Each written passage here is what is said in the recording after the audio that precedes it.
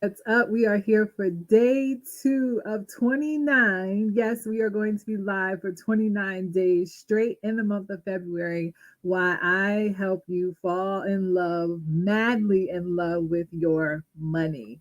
Today, we are going to talk about that, not just one thing, but I'm going to point out what that one thing is. But we're going to talk about this is a thing that should be determining how you spend your money. I don't typically use the should word often because it's so very rigid and it's like, oh, you cannot, sway away from this. But this is very important when we're talking about building a healthier relationship with our finances and really falling madly in love with our money. So, we're going to talk about what that thing is in just a second. But if you guys are catching this live, put hashtag live. If you're catching it on the replay, put hashtag replay. Let me know where you are watching from, what city, what state. I'm in New York, upstate New York. Um, and also tag your friends, share it, do what you need to do for whoever needs to hear this message, right? And for those of you who do not know who I am, I'm Nashaya Richardson. I am the Play Money Coach, and I work with high achieving women who want to learn how to manage their money like a boss so they have more play money to do the things they enjoy. Now, one of those ways that they really tap into having more play money is this one thing, right? It is identifying their financial values. Put that in the comments. Financial values, right? These are extremely important because it's going to determine how you spend your money. Now, sometimes people are not very clear on what their values are or their financial values, right? So, one in the same, right? But it's very important that we identify what those are because that's really going to start helping us be intentional about when we're swiping that card or paying with cash or we're making, big financial decisions, we're investing in things, we're thinking about long term. It's really going to start going back to what are your financial values. Now, if you don't know what a financial value is, it is something like maybe relationships, maybe you value relationships, right? And we're going to talk about how your finances and these things go together, right? So maybe you value relationships, maybe you value family, maybe you value money, right? Maybe you value wealth. Maybe you value your appearance, you value travel, you value self care, you value dance. Tell me in the comments what you value, right? And I'm going to tell you how your finances are connected to that, right? So for me, my financial values, I value family, I value strong relationships, right? I value myself and my education, my knowledge, my wealth, right? All of those things are important to me. So before we go into that any further, I need you to get very clear on what your number one value should be. Can anyone guess what that is? Because this is most important in building a healthier relationship with money and falling in love with your money. And that one value is you. Sometimes, most of the time, we all start listing. Maybe you want to tithe, right? You want to tithe to your place of religion. You want to travel. You want to build wealth. You want to do all these things, but everyone forgets the you. You are your number one financial value. And why is that important? It's important because a lot of the women that come to me that I work with, they have been putting everyone in front of them over and over and over again, whether it is their children, their partner, their parents, their siblings, their friends, their job, their business, right? They're putting everything in front of them and they're not valuing themselves. And what could that look like? I'm going to tell you what it could look like because I lived it, right? It could look like you using your money to fill that void by buying things to keep people around. Because if you buy them things, they're going to love on you more. They're going to, accept everything that you're doing for them. But in turn, you're not putting yourself first, right? Because truly that shows that you don't really value yourself that well if you're using your money in that way. Also, it's going to put you in a financial space where you have to dig yourself out of the hole. And the people who you were paying to stay around you, they're going to disappear once you start setting boundaries and say, no, it's about me now, right? So I'm just speaking from experience. and the conversations that I have with a lot of women, and they say, oh, I'm in debt because I had to help my kids, right? And not that they're complaining, right? Because I understand that we want to make sure our children are good. If we are parents or caregivers, godparents, whatever, right? We have people in our lives that we love and we want to be able to support them as much as we can, but we got to remember that we are our number one value. And it's important that we identify that, because it's also going to determine how much we give and why we give and how we give, right? I'm gonna take another step outside of this, but I want to talk about this because it's so important. The other thing is, if you are someone that truly values helping other people and you want to build that generational wealth, and you want to that long-term legacy planning for your family, your children, or whoever it may be, it is going to require you to put yourself first. And that could look like you understanding how to manage your money better. Because by you learning how to do that, that is then going to trickle down to your children and their children and their children and their children. That is the generational wealth. It's not just about the money, because how many times have we heard, oh, their family or their father, their mother left them all of that money and it was gone in a year. It just disappeared. How many times have we heard about the lottery winners who win millions of dollars and then they're broke in 2 years, right? Because they don't have the mindset of wealth, they don't have the skill set of wealth, they don't have the knowledge that they need to maintain that wealth. And again, we need to get clear on why us valuing us, right? Also, once you start valuing yourself, and it translates into your finances, you're going to be able to set some boundaries in your life. I recently was working with a client, um, and she is just like, she just, I don't know, melted my heart, because she was really talking about how since working with me, she like is in a total different space. And we worked together for 3 months. And when we started, she was in a space where she had a lot of anxiety around her finances. She was beating herself up about all the financial decisions that she had made, and how those decisions got her into the space that she was in at that moment. And it was really stressful for her, and she was really, downing herself because of where she was financially. She makes great money, but she's like, I should have more, based on the fact that I make so much money, and because I've done these things, this is why I'm in that situation. Well, as we started working together and she really started getting clear on what was important to her, she started making the move. She started sticking to her spending plan that we put together. She started like really getting clear, like, wait a minute, these are the goals that I want to accomplish. And it's going to take me to do some different things in my life so that I can accomplish these goals faster. Right. So she on her own made the decision, like, listen, I'm not going to shop as much, and I'm not going to go out to eat as much.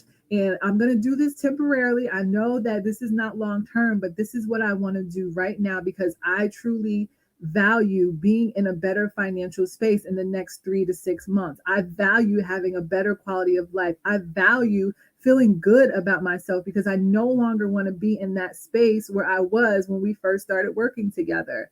And I'm telling you, once she had already made the decision by starting to work with me, but as she started to progress and make more and more powerful money moves, like, she was a whole new person. She was cutting people off. She was having conversations with family like, listen, y'all need to contribute financially for the holidays. We're not doing this, we're not doing that. Nope. I'm not doing this. No, I don't want that guy no more. If you can't respect me who I am, I'm doing this, this, and this. So I say all that and I shared that because that is truly a testament to what it is like when you start building a healthier relationship with your money, because it's not just about the money. It's never just about the money. It's about your overall well-being, that holistic approach. Because once you make that decision to say, this is no longer going to be my financial blueprint, I'm no longer going to manage my money the way I have always been managing it, you also start having that attitude about everything else in your life that is no longer in alignment. It's like, listen, I can't keep staying around these people who don't want to do anything with themselves, because I'm trying to do something with myself. So now I'm going to find some people that are also trying to do something with themselves. And I need to have the strength and the courage to remove myself from things that are no longer supporting me and no longer in the life that in alignment with the life that I say that I want, right? So that is one of your number one value, right? Is you. So I want you to, there's a couple of things that I want you to do, and I'm going to add something because I want to go into the other values outside of you. But I want you to think about today, how are you using your finances to value you, right? Because as nurturers, caregivers, we take care of everyone else, and sometimes we forget about ourselves, right? And we may feel guilty about going shopping and buying ourselves a new shirt, right? Or we may feel guilty about going to get takeout or going out to dinner and not bringing the kids. Leave them kids at home.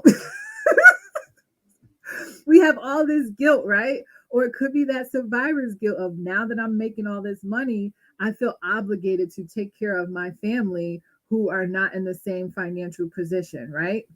And so yeah, so I want you to get very clear on what are you doing with your finances that shows that you value you. Maybe it is you taking a dance class. Maybe you wanted to take ballet and you're like, listen, I've always wanted to do ballet. And for whatever reason, I've been putting it off, or maybe I couldn't afford it, or I felt like I couldn't afford it, or I just didn't allocate money towards it in my budget. And it just didn't feel like it was the right time, or I just wanted to use the money for other things, but I've always been wanting to go to ballet. Well, maybe that's you investing in learning how to dance ballet, right? Or maybe that's you investing in that course or that mentor that you've been dying to work with, but every time you get ready to say, okay, I'm ready to do it, you find an excuse as to why now is not the right time. Whether you are just too busy, the kids or your husband, your partner, whoever, they need you at home and you don't have the time, or your job is demanding a lot of you, and all these things, all these excuses that we come up with that keeps pushing back what it is that we want to do so that we can invest in ourselves and have a better quality of life. So whatever that is, I want you to sit down and think about how are you using your finances to show that you value yourself. And it doesn't have to be something super expensive, right? It could easily be like you just buying yourself a bottle of wine once a month, your favorite bottle of wine, and that's your thing, right? Or it could be you going on vacation, a retreat, a solo vacation, or something with some women that you don't know. And that is like the thing you're going to do this year. Maybe you invest $5,000 in that. And I want you to invest that $5,000 in it happily, right? And be like, yes, I did this for me. So that's the first thing is look at your finances and determine how are you currently spending your money to show that you value you. The second thing, right? So let's talk about those other financial values. Those could be, right? Your family. That could be your religion, right? Your tithes.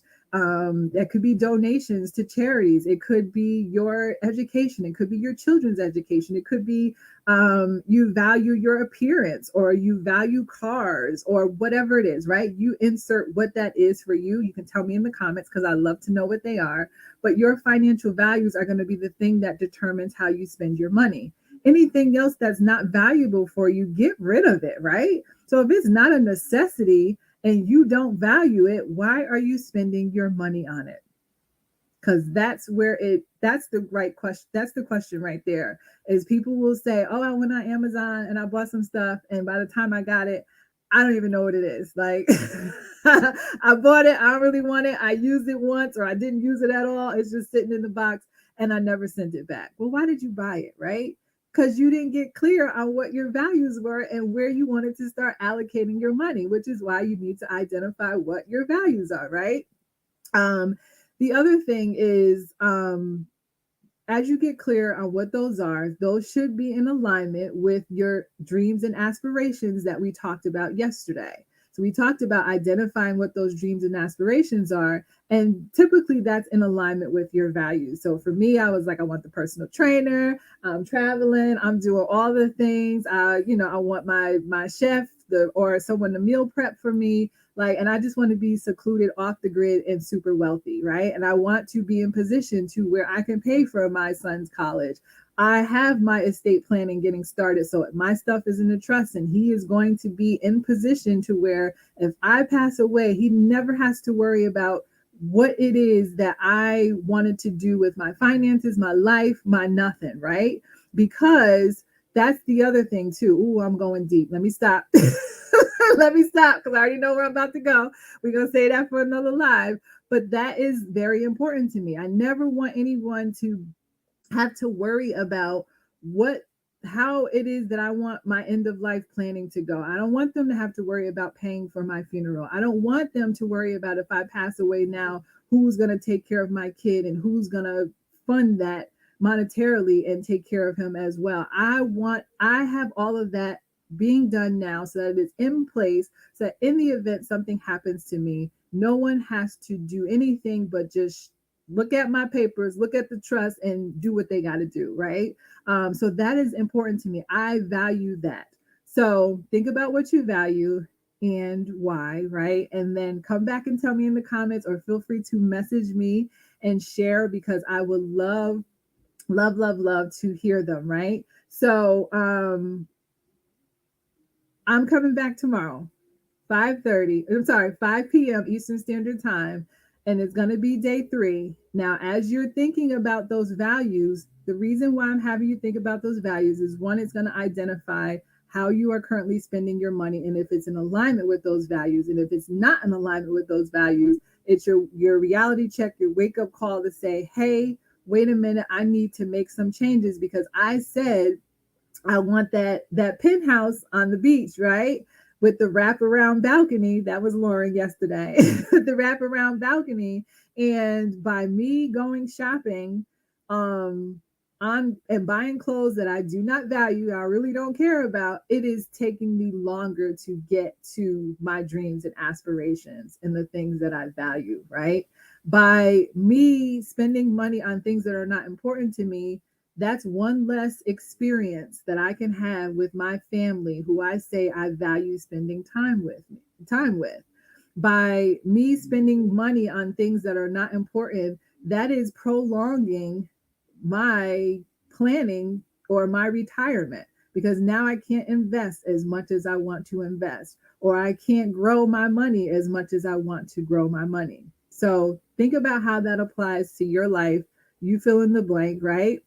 And then come back tomorrow because as you identify your value, we've identified your dreams, your aspirations, and your values. Now we can talk about how those help you create that budget, that spending plan that's in alignment with your values and your life goals. Because that is truly I think, the best way to create a spending plan, i.e., a budget, is in alignment with your values as opposed to telling you you can no longer spend any money on anything. All you got to do is just budget and be very restrictive. That doesn't work.